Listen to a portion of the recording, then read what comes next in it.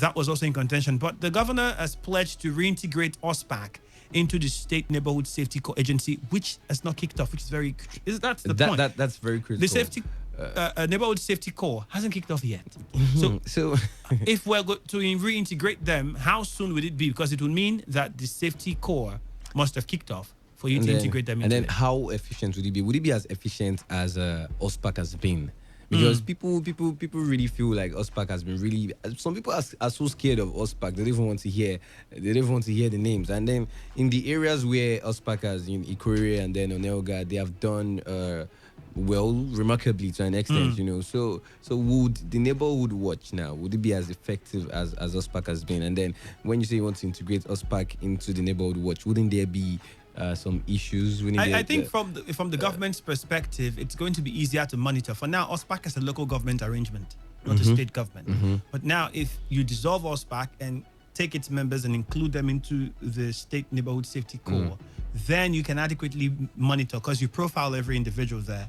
You know their in and out, where they're from, who they are with, and where they stay, and who their family members are, and all of that. So it's easy to then monitor their activities. Okay. But the question is, how since when did OSPAC begin to overstep boundaries? And why was nothing done if they have been overstepping boundaries?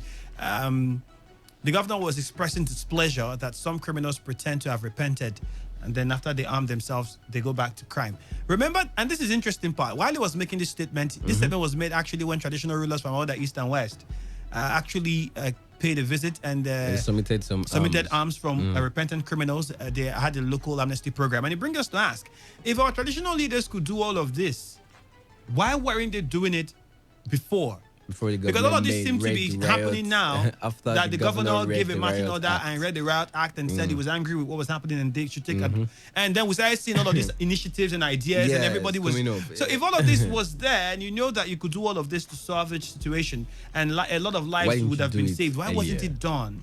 But to us back now, the question would be should we then say OSPAC should slow down? How do we watch, monitor?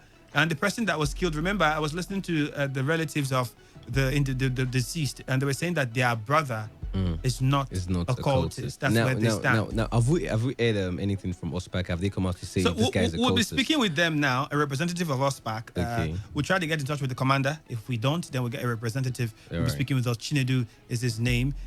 We'll be getting in touch with him. Meanwhile, we'd like to know what your thoughts are with the new development. Well, the man that was killed yesterday, they're saying that, does OSPAC, do they have that right to do that? Should they have done that? Even when you confirm that this person is a cultist, can you kill? Do you have the right to do that? It's a question that we're asking. And how can we best monitor the activity of OSPAC to see that they grow even bigger and better? And the governor suggested reintegrating them into he said they overstep boundaries and he wants to integrate them into the State Neighborhood Watch. How would all of that go that well with OSPAC? Do you think? We'll find out. Let's get in touch with OSPAC now. Send your messages to 0701 933 9962. We'll be right back.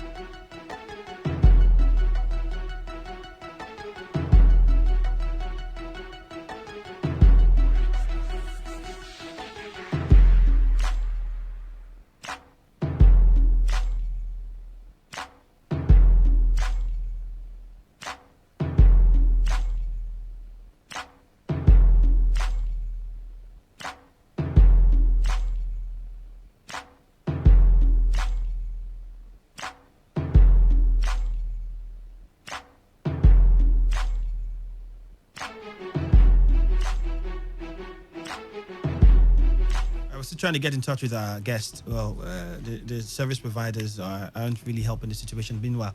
But we'll just quickly take some of your calls, and we'll also visit our SMS portal and then try again as we progress on the show. Let's quickly hear what you think and what your thoughts are on this new development. Hello and good evening. Good afternoon.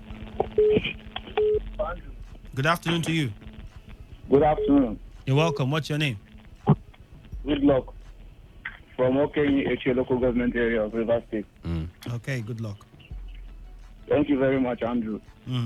Go ahead. Andrew, the establishment of OSPAC is as a result of government failure to protect life and property.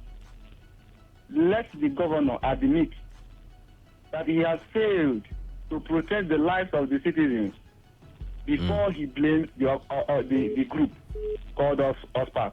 He didn't blame them for anything. He said they were overstepping He their just said boundaries. that he's getting information that they're overstepping their boundaries. That's what he said. He didn't blame them. Yes, he said the group is overstepping their